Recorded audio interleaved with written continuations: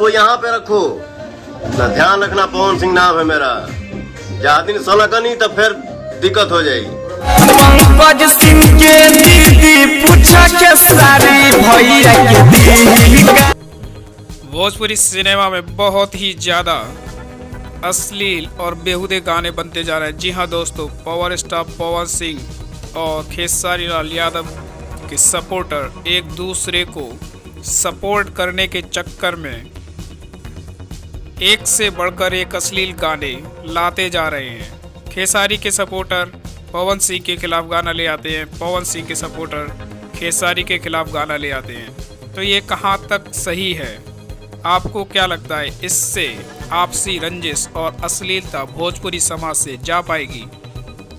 जिसके भी सपोर्टर हैं कमेंट बॉक्स में ज़रूर बताएं।